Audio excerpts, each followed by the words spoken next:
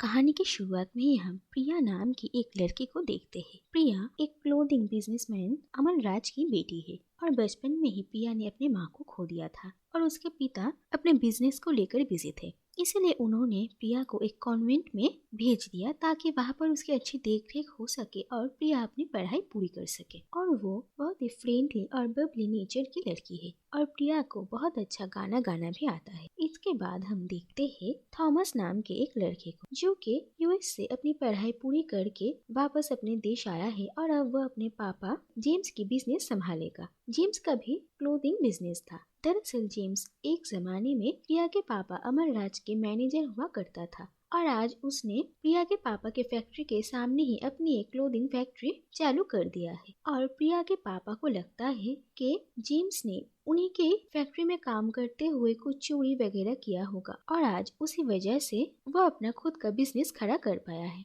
और जेम्स की इसी हरकत के वजह से अमर राज उसे बिल्कुल भी पसंद नहीं करते थे। इसके बाद जेम्स का बेटा थॉमस भी अमर राज से मिलता है और पहली मुलाकात में ही थॉमस के साथ भी अमर राज की कही सुनी हो जाती है। और जब जेम्स अमर राज के कंपनी में जॉब करता था तब प्रिया और थॉमस भी काफी छोटे थे और वो दोनों अच्छे फ्रेंड्स भी थे। इसके बाद हम देखते हैं कि थॉमस इतने सालों बाद अपने देश वापस आया था और वापस आने के बाद ही वो अपनी आंटी से मिलने के लिए जाता है। और थॉमस की आंटी और कोई नहीं बल्कि प्रिया की एक कॉन्वेंट की मदर सुपीरियर थी और प्रिया उन्हें बहुत ही रिस्पेक्ट करती थी। और वहीं पर ही प्रिया के साथ थॉमस की इतने सालों बाद फिर से मुलाकात होती है और थॉमस प्रिया और उसके फ्रेंड्स की हेल्प से अपने आंटी को उनके बर्थडे के दिन सरप्राइज देता है। और थॉमस का ये जेस्चर देखकर थॉमस प्रिया को काफी पसंद भी आता है। दूसरी तरफ इतने सालों बाद प्रिया से मिलने के बाद थॉमस को भी काफी अच्छा लगता है और फिर थॉमस को प्रिया से प्यार हो जाता है, लेकिन वो प्रिया को ये बात किसी भी तरीके से बता नहीं पाता।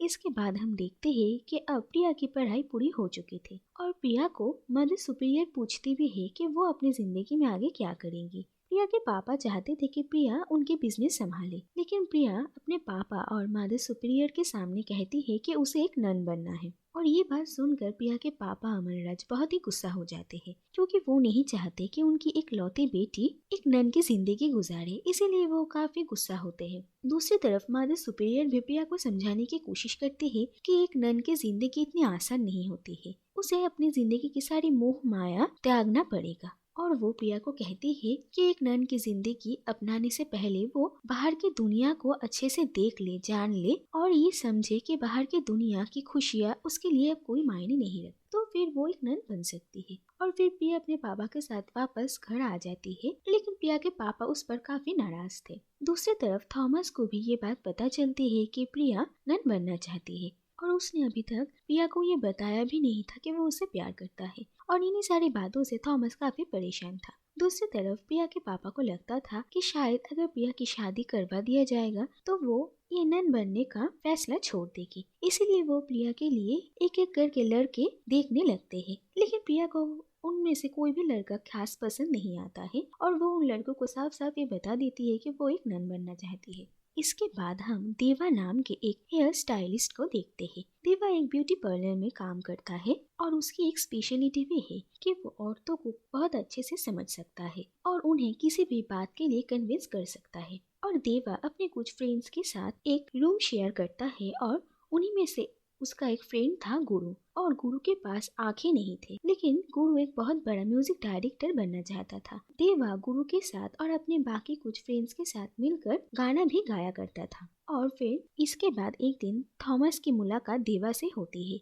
और थॉमस को भी ये बात पता चलती है कि देवा किसी भी औरत को उसका मन बदलने के लिए मजबूर कर सकता है और उसे कोई भी बात मना सकता है। इसीलिए थॉमस सोचता है कि क्यों ना देवा से पहले प्रिया को मिलवाया जाए और देवा ही प्रिया को इस बात के लिए कन्विंस करेगा कि उसे एक नन नहीं बनना चाहिए। और फिर जब प्रिया इस बात के लिए कन्विंस हो जाएगी तब थॉमस उसे अपने दिल की बात कह देगा।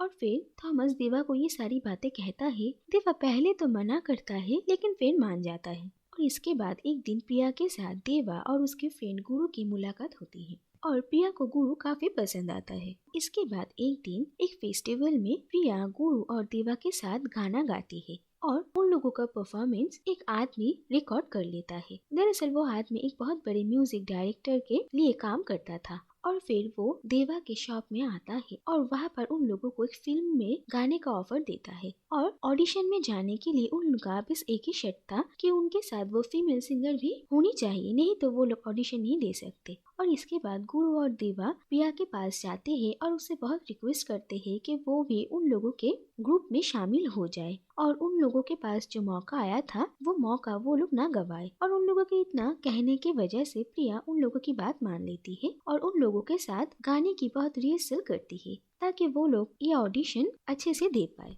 और इसी दौरान देवा और प्रिया दोनों ही धीरे धीरे एक दूसरे को पसंद करने लगते हैं। लेकिन देवा प्रिया के साथ कोई भी रिश्ता नहीं बना सकता क्योंकि उसे पता है कि थॉमस भी प्रिया से प्यार करता है और अगर देवा ने प्रिया के साथ कोई भी रिश्ता बनाया तो वो थॉमस को धोखा देना होगा। तो दूसरी तरफ देवा के फ्रेंड्स थॉमस को कहते हैं कि अब वो प्रिया को अपनी दिल की बात बता दे और थॉमस प्रिया को लेकर घूमने जाता है और उसी बहाने वो प्रिया को अपने दिल की बात बताता है। लेकिन प्रिया थॉमस को कहती है कि वो उसे प्यार नहीं करती। और इसी दौरान थॉमस से प्रिया को ये भी पता चलता है कि दरअसल देवा को थॉमस ने ही हायर किया था ताकि वो प्रिया के दिमाग से ये नन बनने की इच्छा को दूर कर सके। और ये सारी बातें सुनकर प्रिया को बहुत ही बुरा लगता है और उसे लगता है कि देवा ने उसे धोखा दिया है। फिर प्रिया तय करती है कि वो ये सब कुछ और अपना घर छोड़कर चली जाएगी और वो एक ननी बनेगी। दूसरी तरफ जिस दिन देवा और उसके फ्रेंड्स का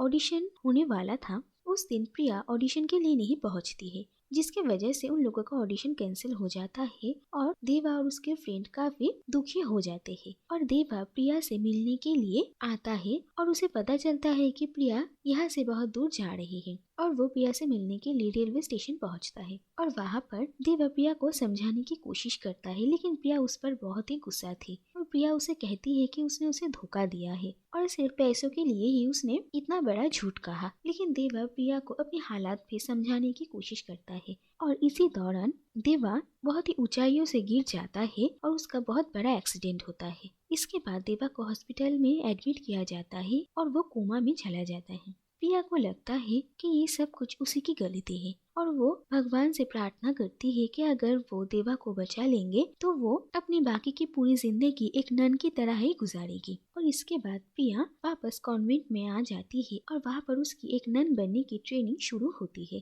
दूसरी तरफ हम देखते हैं कि थॉमस हॉस्पिटल में देवा से मिलने के लिए आता है और वहाँ पर उसे गुरु से ये बात पता चल जाती है कि देवा भी प्रिया से प्यार करता था। और ये बात सुनकर थॉमस बहुत गुस्सा भी होता है, लेकिन कहीं ना कहीं थॉमस को ये बात भी समझ में आती है कि देवा और प्रिया एक दूसरे के लिए ही बने हैं। दूसरी तरफ प्रिया की एक नन बनने की ट्रेनिंग तो चल रही थी लेकिन प्रिया देवा को नहीं भुला पा रहे थे। इसके बाद हम देखते हैं कि देवा अब धीरे धीरे ठीक हो रहा था और इस मुश्किल वक्त में थॉमस भी उसके साथ था। और देवा जब थोड़ा ठीक हो जाता है तब थॉमस देवा को कहता है कि उन्हें एक बार प्रिया से मिलने जाना चाहिए, लेकिन देवा इस बात के लिए मना कर देता है।